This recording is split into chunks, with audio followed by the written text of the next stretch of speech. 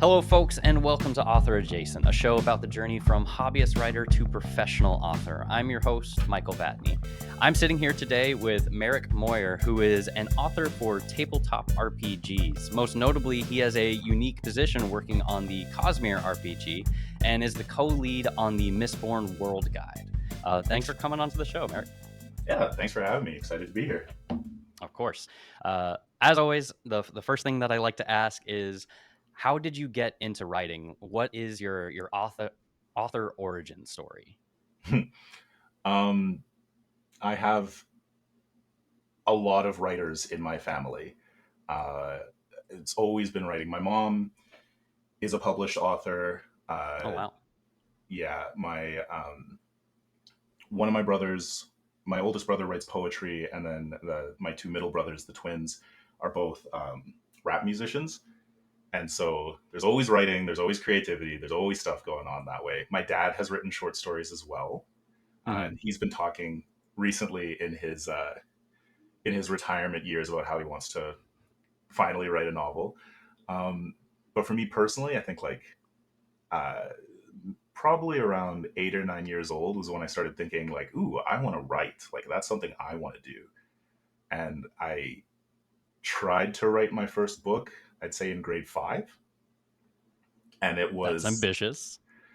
it was a straight up ripoff of the Lord of the Rings with a little bit of Chronicles of Narnia thrown in. So yeah, it was good. It was terrible, but always loved writing. Hmm. As like I grew up and started thinking, what am I doing for a job? It was less about writing and more about like storytelling, and I wanted to get into video game design. Hmm. Went to university uh, for programming and did not like did not like that at all.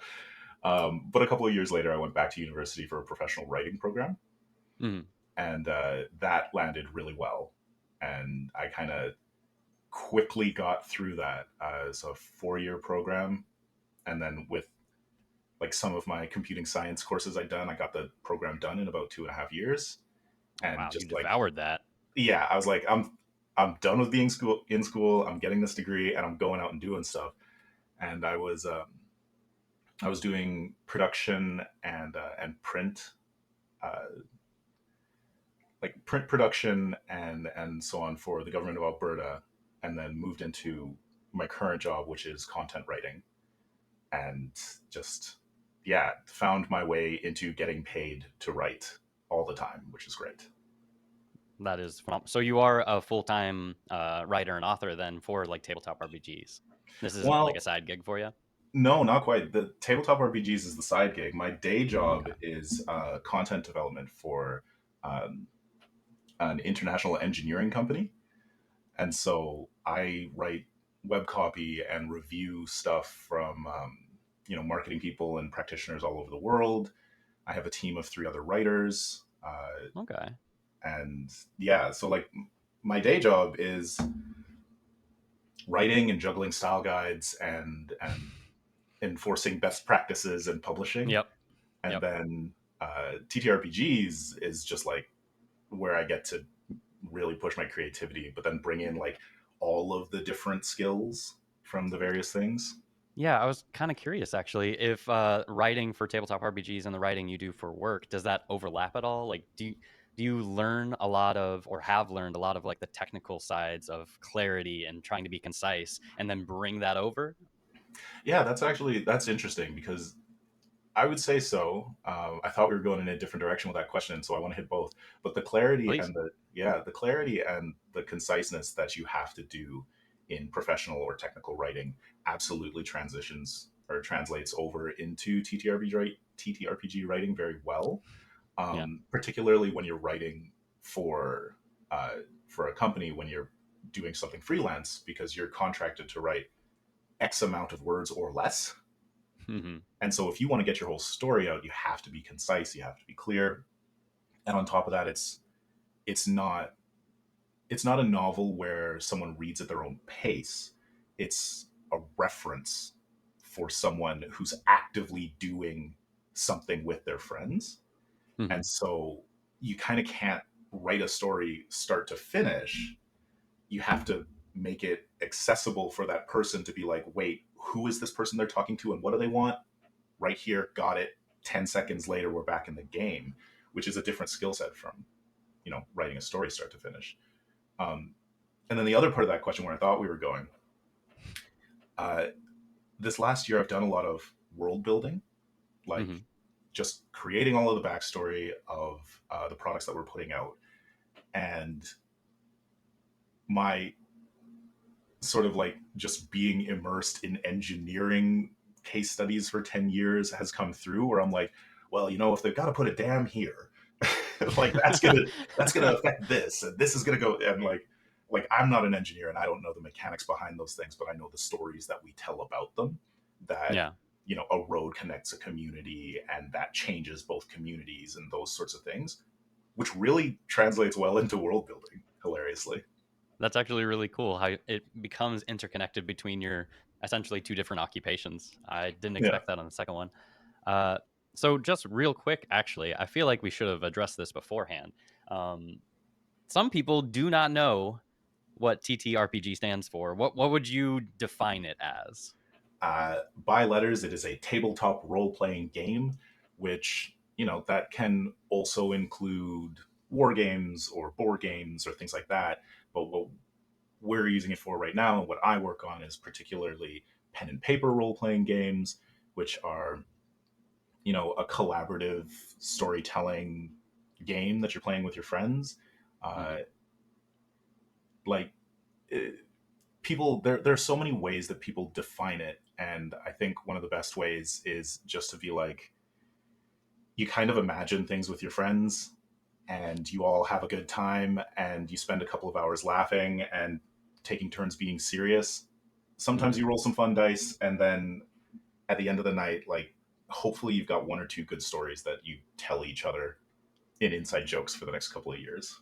Oh, definitely on the inside jokes. Those things last across games. Yes, Uh, absolutely. I've I've had interesting experiences trying to explain to like my parents or my sister, going like, they ask me about like the game that I play with my friends, and they'll be like, "Oh, so it's a board game?" I'm like, "Kind of. Yeah.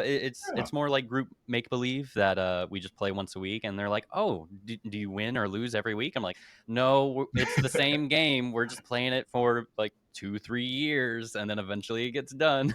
Yeah. But I it's always interesting to explain that.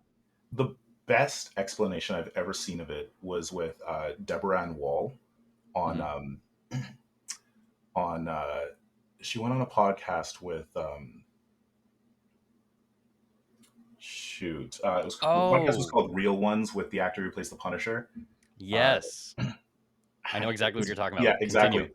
And so they had this great moment where he was like, "What is this? What is this D&D thing you do?" And she's like, "Oh, yeah." She did the regular thing, like it's a collaborative storytelling game that we have fun. He's like, "But what does that mean?" And she was like, "Do you want to play?" He's like, "Yeah, sure, I play sometimes." She's like, "No, let's play right now." And Yeah, like, I'm like, "Oh, I want to use that." Like the next a time I'm hundred in it, percent. yeah, the next time I'm in a casual situation and I got to explain the game, I'm like, "Okay, you're walking through the woods and you hear a strange sound. What do you do?" And like, we're in it, we're playing, and like, that was so genius. Oh, it was smooth too. I remember watching that interview. I'm like, wow, they with zero prep, they just immediately dropped into the game and they were telling a story together Yeah, automatically. and you could see the moment where he locked in and he was like, "I'm having fun. I want to know what happens." And I'm like, "Yeah, Yeah, yeah, yeah, yeah. yeah." They definitely did a good job on that one. I remember seeing that. I'm So you almost there. write for tape. Oh, go Barenthal. ahead. I'm almost there. Barenthal is his last name. Ah, My okay. brain's going. Yeah, I'm really good with faces. I'm horrible with names. So as soon as you started describing the situation, I'm like, yes, I've seen that. I know those Yeah, people. Don't know what they're called. yeah. So you grew up in a household with lots of writers. It's literally in your blood at this point. And you write for tabletop RPGs. What kind of books and other like video games and media did you consume growing up that really influenced the type of things that you wanted to write about? All of the staples, the adventure type things, like Lord of the Rings. Very young. I mentioned Chronicles of Narnia. Classic.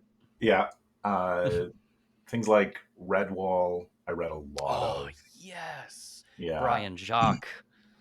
Star Wars and Star Trek and Ninja Mhm. Turtles and '80s action movies and stuff like that all play their part. Um, I think when I started like thinking of myself as a writer, my sort of role models were people like Robert Jordan, writing Wheel of Time, and then Amazing series. yeah, and then of course like more recently, uh, Brandon Sanderson on his Cosmere books, which I get to work on the license stuff for, but also That like is so cool. yeah, but like N.K. Jemisin, Broken Earth trilogy, and the City We Became. Like she has written some incredible stories. Oh, okay. So I also have like this deep love of urban fantasy. Okay. So like Most probably famous example to me is like Dresden Files. exactly. And I'm like, Yeah. it probably starts with like Buffy the Vampire Slayer and goes into Supernatural and TV shows like Oh that. yeah. But like Jim Butcher in the Dresden Files, or like the Galaxy Stern novels by Lee Bardugo, which are like Not recent. familiar with those, but I'm definitely Oh, writing that down. solidly good. Like It's called Galaxy what? Galaxy Stern books. The first one is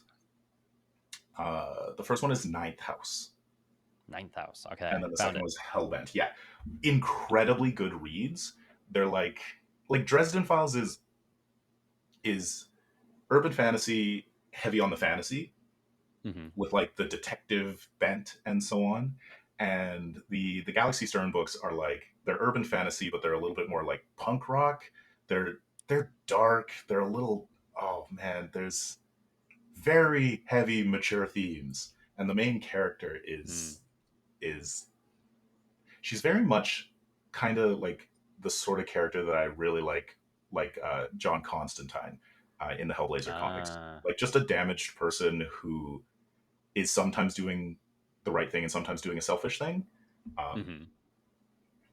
and like, But he's so yeah, no, no, that's really cool. The character that you're describing, kind of just yeah, like going in with this kind of like jaded attitude, and every once in a while they're doing the right thing, but they're usually being a dick about it at the same yeah, time. yeah, Yeah, it's exactly. it's just so fun to watch that. You don't want to meet these people in real life, No. but on in the story they're great. I want to see what they do. But yeah, so we got like, our fantasy section, our science fiction section, urban Mhm. fantasy. And then I'm heavily influenced by stuff like Doctor Who, Also a great or pool. yeah, or Steven Universe. And like, in particular, these like optimistic pulls. So opposite from Constantine and Yeah, Galaxy Stern, but like, uh, my one you're. of my favorite runs on Doctor Who is the Matt Smith run, because he's just like Mm, so positive and interested and excited for every experience, and I'm like, hmm. that's the kind of stories that I want to tell a lot of times. So No, Matt Smith was a great doctor. yeah, I am definitely a David Tennant man. He is my number one, but Matt Smith is a close second for me. I I love every Doctor. Like every Yeah. single one has been incredible.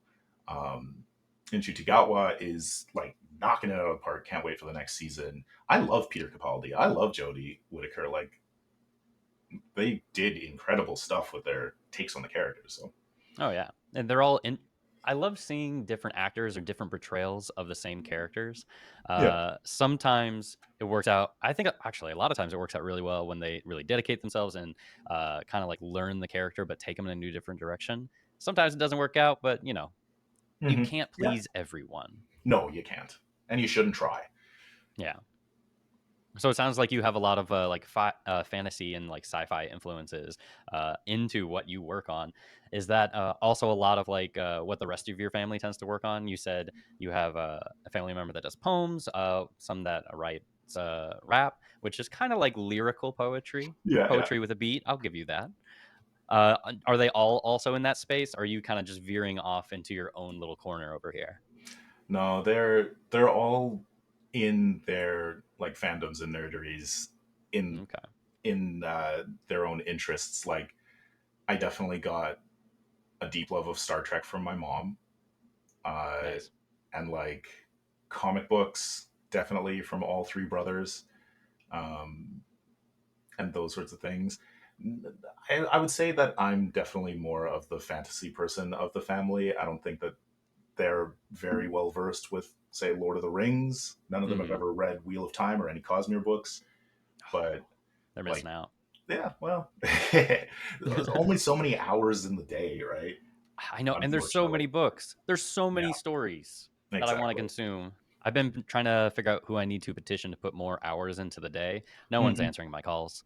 Yeah, We'll figure right. it out. I mean, at least we could take a couple of work hours out of the day. That would be That would be that'd be a cool. fine compromise. Give me that 3 to 4 day work week. That would be awesome. That's Make right. it Give me happen, the same people. amount of money. uh, you actually mentioned Star Trek. I've been like into like fantasy and sci-fi and all these things. God, since I got The Hobbit in like third or fourth grade. Hmm. But it wasn't until this year that I finally started watching Star Trek. Hmm. And I'm like, what have I been missing out on? This show is amazing. You can definitely tell when the writers are on strike, but it's still a great show. So I've got to ask, where did you start? I'm doing a Voyager. I'm actually almost done with it. My wife Interesting. and I, So oh, yes, go ahead. no, I was going to say, so you started at Voyager, like no TNG, no Yes. DS9, no original No. series. Voyager Okay. is the very first one. It's the only one I have watched. I've watched like the modern movies, the modern trilogy that they did with the remakes. Yeah, the Abrams But stuff. besides that, I'd never seen any show. Okay. My wife had seen all of them. She grew up watching them with like her parents and stuff like that, and her dad still regularly rewatches series because he really likes them. And yeah, so they knew all about it, and it wasn't until like this year, in my early 30s, that I'm finally watching Star Trek, and I'm like, the writing is really good. The problems that they solve and deal with when there sometimes isn't a very clear right answer or moral answer, like Hmm. it's writing in characters that really make you think. Yeah, I'm absolutely. definitely going to be watching the rest. That's what Star Trek is very good at. Yeah. And so I actually had a very similar story as you, but swapped, where I grew up watching a lot of Star Trek, and my mom loved it. And Hmm. then my wife had only really watched Voyager. Hmm. And so when she and I got together, started dating, we decided we were going to watch Star Trek together. And so we watched all of Voyager together. We were like, that was really good. Let's watch all of TNG together. And then we Yeah. watched all of DS9 together. And we kind of Yeah. caught up and did all the things. We're actually right now introducing our kids to Star Trek Oh, uh, nice. in a very structured way. We do Star Trek Sundays, Hmm. where we go out to Bulk Barn, and everybody gets to pick out like a bulk candy or snack or something, and we Hmm. put them in the pantry. And then every Sunday, we watch 2 episodes of Star Trek, and we put out some like snacks and stuff. We have watched through all of the original series. Well, Wow. not all of it. I skipped quite a few episodes that were like really dated or really bad in the original series. Yeah. Um, but we're into the next generation now, and we've done all of season 1, and we just started season 2 last week. Oh, nice. Yeah. I know I'm gonna eventually watch them. I've talked to my wife a little bit about watching like the modern series too, because apparently they're still making Star Treks. I don't know anything about them, but supposedly they're more like the movies, the modern movies, where it's more of an action flick than the original Star Treks. But I don't know. I haven't seen any of them. I have We'll many find out. thoughts about them. I have many thoughts, We can and make a mostly whole another episode about that. that's right, and mostly positive. I love New Trek. Oh, okay, cool. I don't often hear that, but I haven't heard a lot of opinions on it. Hmm. Like I said, most of what I've heard is that it's now an action flick. It's no longer about like the morals and the philosophy, but I'll find out when I get there. Yeah. But getting into like the nuts and bolts of like what you do, getting away from influences, but for writing for tabletop RPGs, how do you think? What are the major ways that that differs from writing either like a novel or a short story? Because it is a very different medium while still being Hmm. storytelling. You really have to make something that is meant to be used and not just enjoyed. A novel is a great story, and it's great when, like, what makes a good novel is a good story and a good, like, bringing out emotions and surprising Yeah, you and doing those sorts of things. Like, that's what makes a good novel. But what makes a good adventure, and specifically talking adventure writing, not like the bigger bubble of TTRPG writing, but like writing an yeah, adventure, is that you have to have those there, but you have to kind of like only set them up. hmm, If you try and do them, if you try and make the emotional things happen, you're probably only going to get like 1 out of every 10 tables of people playing the game actually feeling those emotions, because how you've done it is not going to translate to how the GM is running the game or who the people are at the table. Whereas like reading a novel is this personal experience where you're taking these parts that work for you in that sort of collaborative TTRPG thing. You have to make the opportunities for those emotional beats to happen and then trust that the GM is going to land them for their individual group. And so a lot of it is like setting up the game master to do well Mm-hmm. rather than saying, this is the story, tell them the story. You have to be Mm-hmm. like, these are the things that we want you to do, and here are the tools that you can use to get there. Choose the ones that work to make it a great experience for everybody.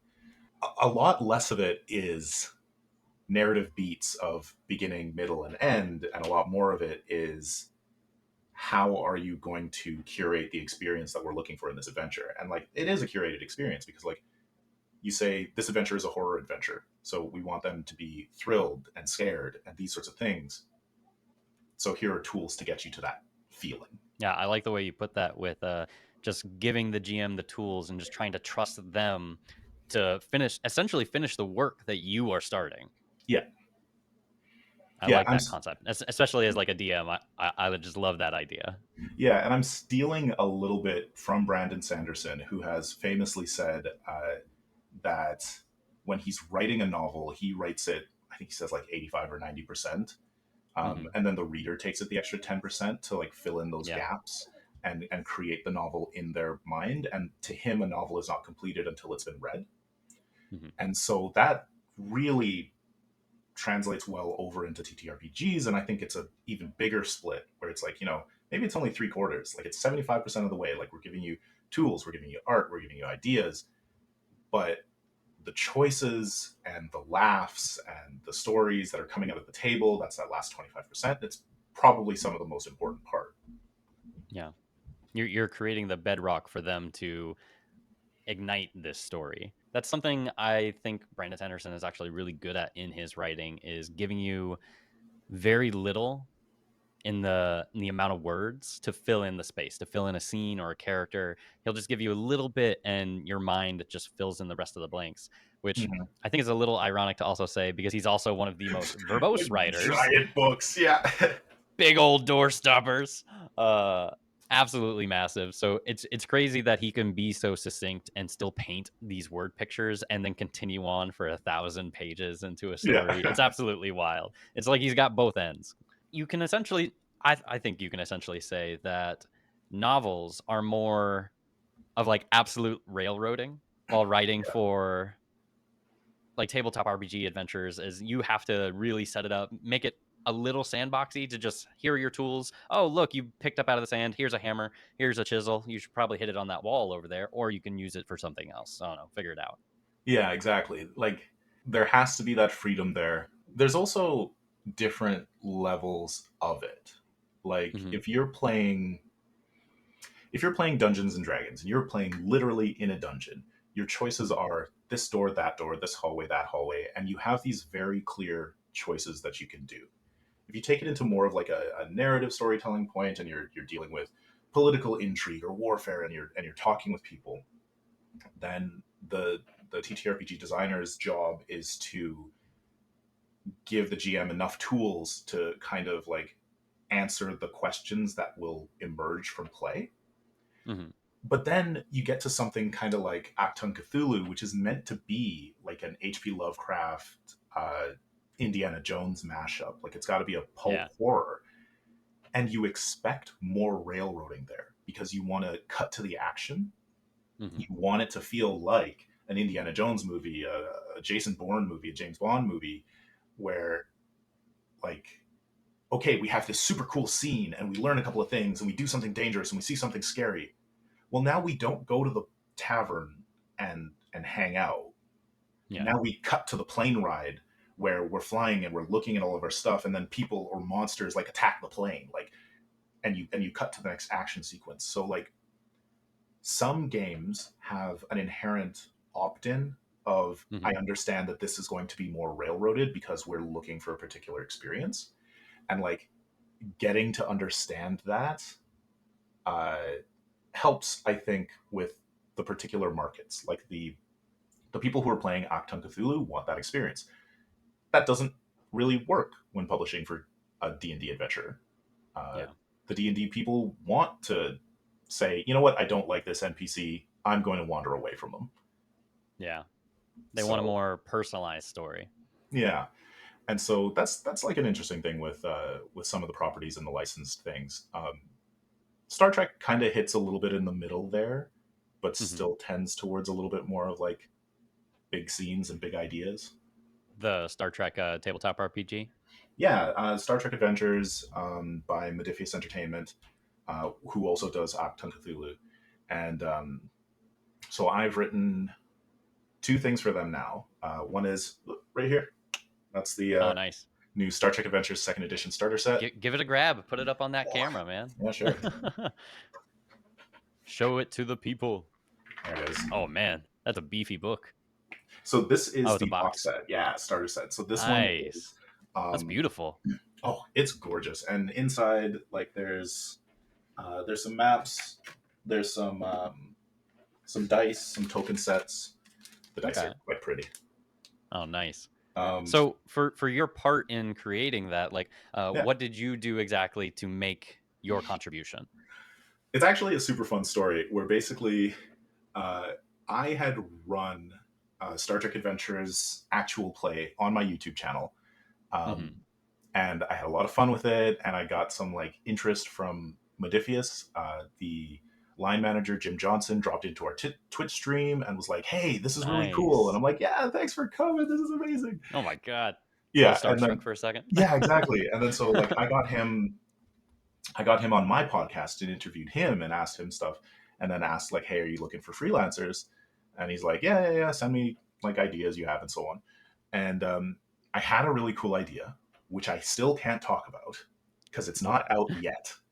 We will Um, not release it to the people. that's right. And I pitched it to him, and he's like, "Yeah, that's pretty cool. Here are some different changes. Here's some additional reading that you could do. Develop it into this missions brief packet, which is Hmm. what's going to be coming out, and pitch it back to me in October. Like this was a conversation we had in like July, and Okay. so I did that.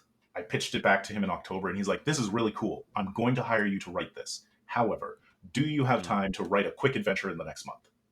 Oh, And I'm nice like, little job security. "Yeah." And I'm like, "Okay, sure. Yeah. What's the story?" And he's like, "Okay, so we're doing a new starter set for the Star Trek Second Edition, and I've got two writers on board to write two of the three adventures. Would you like to write the third?" Yeah, sounds great. And then so I got to work with Al Spader, who is uh, he's currently running a Kickstarter for his RPG Sentience about I think I've robots. heard about that one. Yeah. Yeah, robots who are feeling emotions. Hmm. Very good game. I've played it a couple times with him. Um, and Michael Dismuke, who Hmm. was he's done a lot of Star Trek stuff. He's done interviews with Star Trek. He's written articles, and then he's also he was the book lead for the Captain's Log solo uh, RPG. Oh yeah, yeah. I have heard of that one as well. Yeah, I've heard of a lot of different RPGs, but my experience is mostly limited to Dungeons and Dragons. yeah. So these are the Captain's Log is a solo journaling RPG like based on the Star Trek Adventure system, so you can Hmm. actually just like play a solo Star Trek game, which is super fun. I've played it Nice. a couple times and also really good. So the three of us with Jim got in a room, so the four of us, and we're like, okay, we want an adventure that is going to introduce people to the Star Trek Adventure system, to Star Hmm. Trek in general as a setting, and to sort of the differences between first edition and second edition, which are not very Hmm. huge. Okay. And then we also want to tell a big Star Trek story. So, like you said, not not like an action movie, but like a classic Star Trek story. And hilariously, my one ends up being more of the action movie. Hmm. And then So it's a 3-part campaign. Mine is the first one. Al's is the second, which is a lot more of the like, what is consciousness sort of thing. Very Star Trek. Yeah, and then the third one is uh, like a go to. It's more of an archaeological, like, let's investigate, do the science, do the history sort of thing. And so like three very different but very Star Trek themes. Yeah. And we came together, we planned out the campaign, we did all of that, we went apart, wrote our 3 adventures, brought them back together, looked at them top to bottom, made adjustments, uh, and it was really really cool. And like, yeah, and then I just got the box set in my hands about a month ago, uh, and then about 2 weeks ago I heard that the first one that I had pitched had finally gotten through the licensor approvals, and Oh, nice. it's gonna be published like in the spring. So I'm like, yay, Oh, that's coming that's out. super cool, man. Yeah, Congratulations. thank you. It sounds like it's a very collaborative effort because you have to tie in your adventures in with other people's adventures that they are writing. So your ending has to smoothly transition into their beginning. Yeah, So exactly. you mentioned earlier like the differences between like different kinds of tabletop RPGs and how much of a curated experience the system is designed to give their players. Does that make a huge difference in writing for different systems then? Like, are some systems easier to write for the narrative than others because of that curation? Yeah, yeah, I would say so.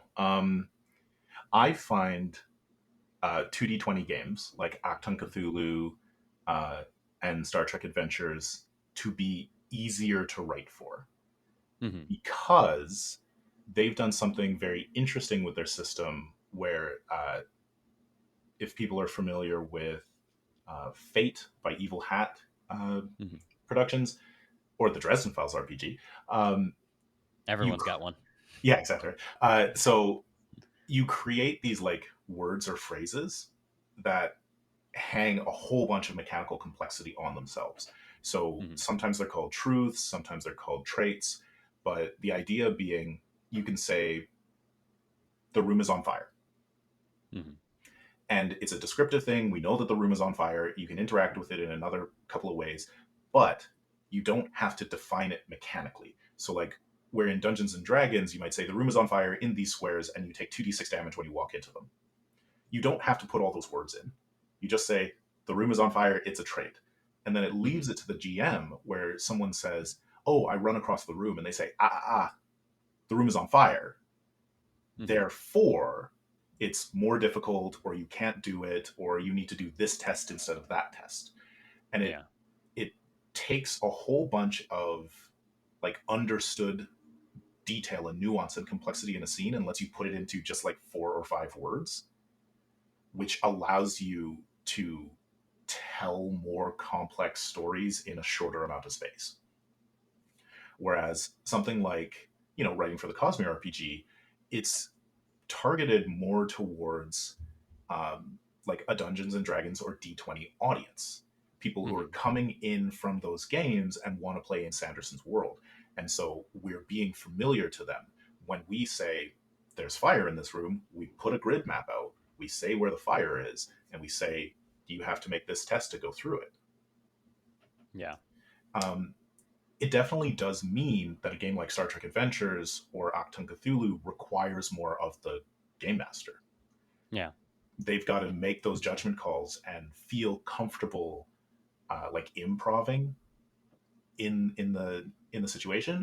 Whereas, if I'm, say for example, teaching someone Dungeons and Dragons, we can point to the exact rules, and it cuts down on misunderstandings or arguments and stuff. So Yeah. There are things in place to decide what happens. yeah, and so like there's positives and negatives to both. I think that it really depends on what you want out of your game. But from a Hmm. writing perspective, things like that make it easier to write. It makes sense.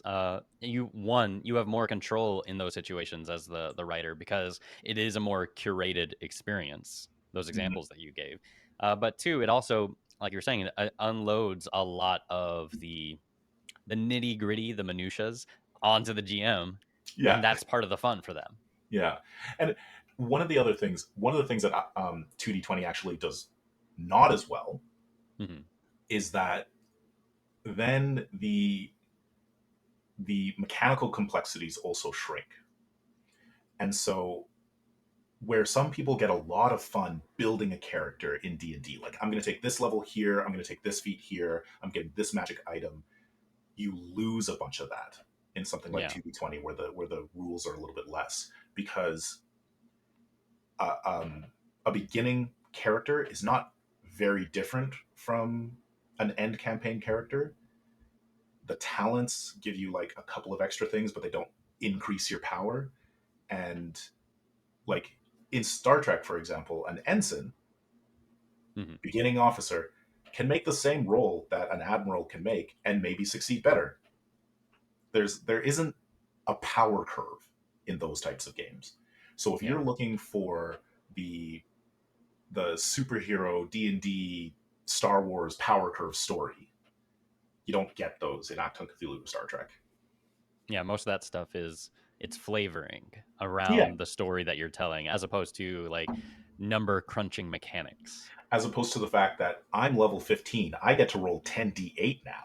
Like Yeah. that's a big feeling. Oh So yeah. It feels good to hold a bunch of dice and go, ha. yeah, exactly. I think that's something we've lost a little bit in the digital age of tabletop RPGs and stuff like that. It's so convenient, but I miss rolling dice. It's just Yeah. so satisfying to roll my math rocks. Here, I'll show you some pretty math rocks. Oh, So these are the Radiant dice sets from Dragonsteel. oh, I remember seeing those. Yeah, so Brandon Sanderson put out, a set of D&D dice, but Hmm. the super cool thing is that one of the dice that's included is actually the like the special dice that's used in the Cosmere RPG. He was so ready for this Cosmere RPG before he even started telling people about it. Yeah, so that's super good. I mean, he'd done an RPG with a different company before. He'd done the Mistborn adventure game with I Crafty do remember Games. that. Yeah, Yeah. which I've played a couple of times. Uh, but yeah, this one, like the Mistborn adventure game, was very much like this game is licensed, and we've made a cool game based on this property. The Cosmere RPG is very much we are partnered with Brandon Sanderson making canon stories in his world.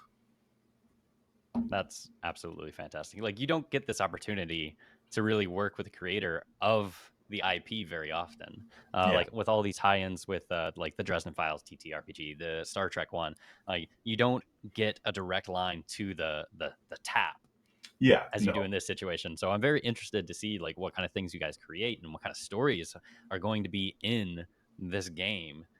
Yeah, I'm pretty excited for it.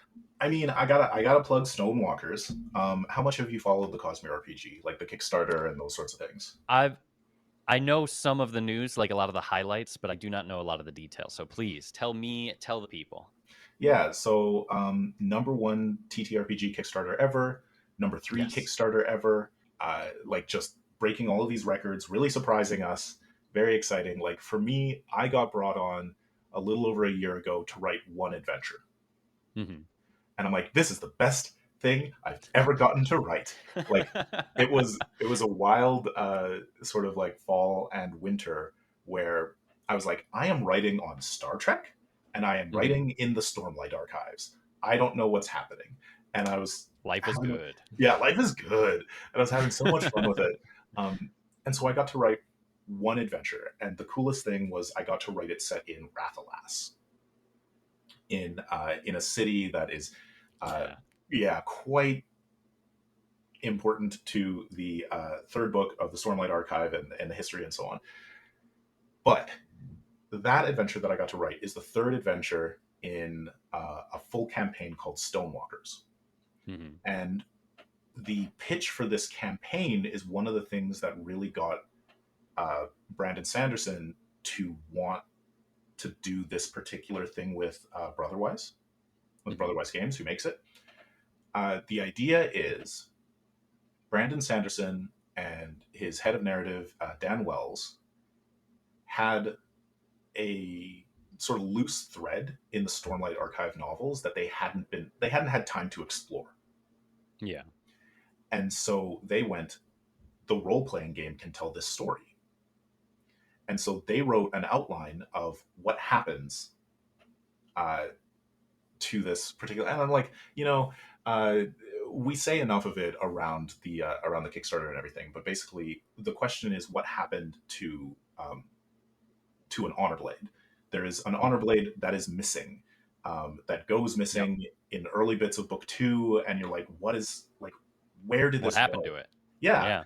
and then so they wrote an outline of this is what happens to it, and Okay. and then they handed it over to Brotherwise, who then says, okay, let's turn it into a campaign.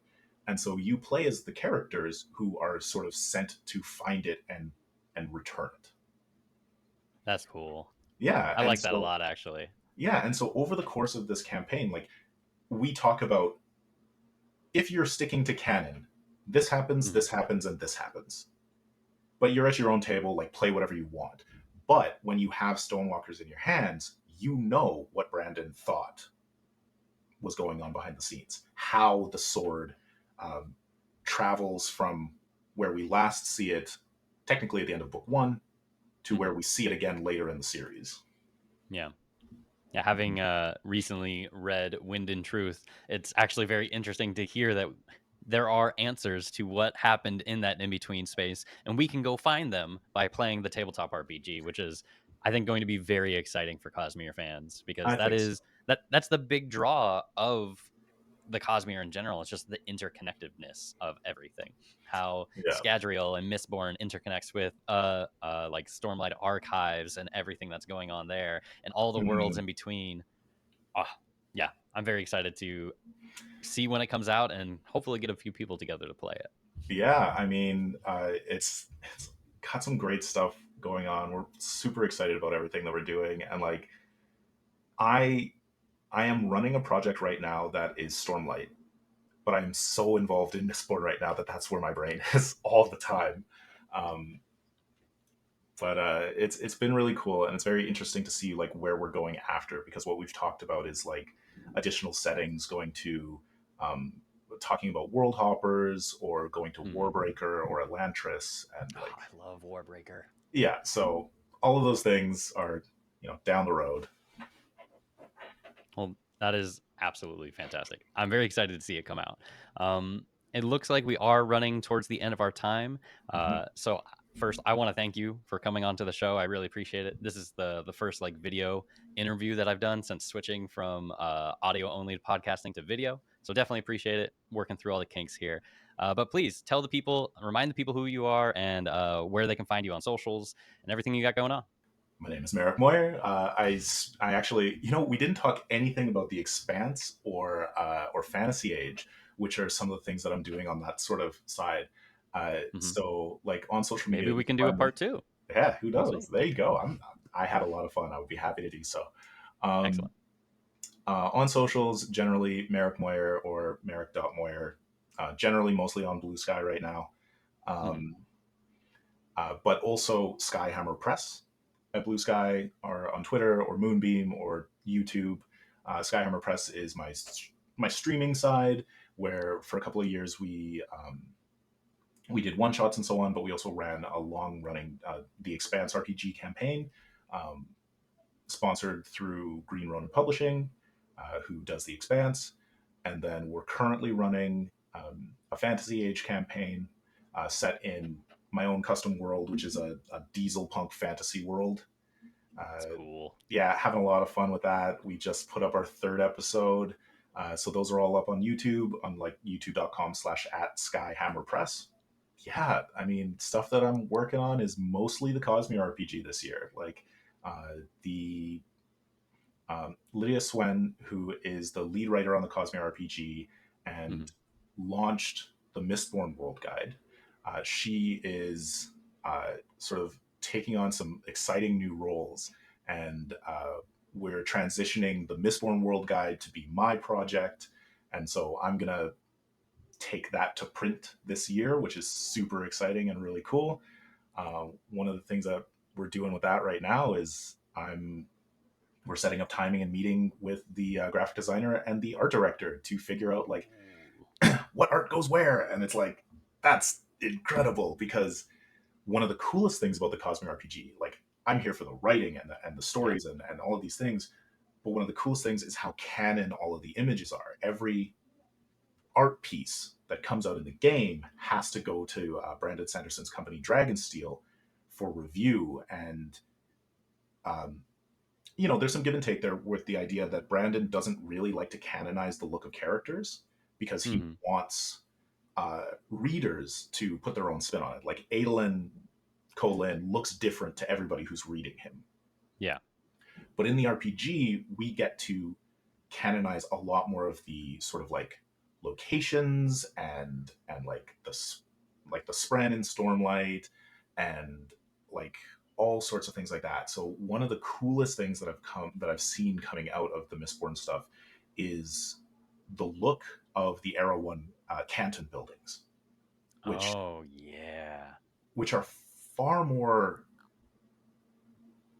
like sleek and modern than I kind of was expecting, Hmm. and they're very interesting in a very cool way that is completely Dragonsteel approved. So That's really cool. Yeah, that's something very unique about the Cosmere and Stormlight in particular is that blend of like we're not really medieval fantasy, we're not modern era, we're kind of something in between with its own unique blend of what's happening here. yeah, But yeah, but thank you for coming on to the show. I think we're definitely gonna have to do a part 2 on this because I felt like we still had like so much to talk about. yeah, But I tried to keep these episodes a little condensed. But yes, thank you for coming on. And all right, folks, I guess until next time, that's gonna be us.